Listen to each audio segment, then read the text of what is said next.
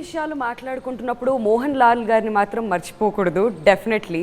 And NTR గారు మిమ్మల్ని ఒక క్వశ్చన్ అడగాలి ఇక్కడ. ఆయనతో ఒక సీన్లో మీరు అంటారు, ఒకవేళ మీరు రాంగ్ అని నాకు తెలిస్తే మీకు రిపేర్ చేస్తామని చెప్పి. సో ఆ సీన్ చేసినప్పుడు యువర్ ఎక్స్పీరియన్స్. ప్రతి సీన్ కూడా మోహన్ లాల్ గారితో చేసింది అంటే ఇట్స్ ఒక మంచి అనుభూతి అది. సో ఫస్ట్ ఏంటంటే ఆ స్టేచర్లో ఉన్న ఆయనతో చేసేప్పుడు డెఫినెట్గా ఒక తెలియని ఒక భయం అవ్వచ్చు, లేదా చిన్న రెస్ట్రిక్షన్స్ లాంటిది ఉంటాయి.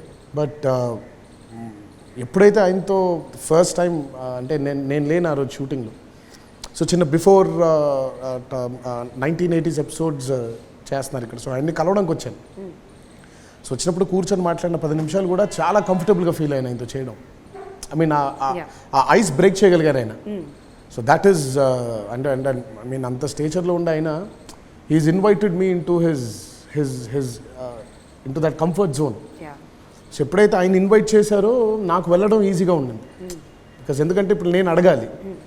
సో అది ఆయన ముందే పసిగట్టేసి he invited me into his comfort zone. So ఎప్పుడైతే ఆయన ఇన్వైట్ చేశారో నాకు కూడా చేయడానికి, పర్ఫామ్ చేయడానికి కానీ, యాక్ట్ చేయడానికి కానీ డెఫినెట్గా అప్పుడు చేసేప్పుడు అక్కడ నాకు మోహన్ లాల్ గారు కనిపించకూడదు, ఆ స్టాచర్ కనిపించకూడదు. దో జనతా గ్యారేజ్ వ్యవస్థాపకులైన సత్యం గారు కనిపించినా, సో బట్ మోహన్ లాల్ గారు కనిపించకూడదు నాకు అక్కడ. సో అది నాకు ఆయన he broke the ice and ఆ కంఫర్ట్ జోన్లోకి తీసుకెళ్లారు కాబట్టి ఆ సీన్ ఇంకా చాలా ఈజీగా నాకు పర్ఫామ్ చేయడానికి ఉండింది. లైఫ్లో చాలా మందిని కలుస్తుంటాం, ఎప్పుడో ఎక్కడో ఎవరో ఒకరు కనెక్ట్ అవుతారు, కానీ నా దరిద్రానికి ఇద్దరు కనెక్ట్ అయ్యారు.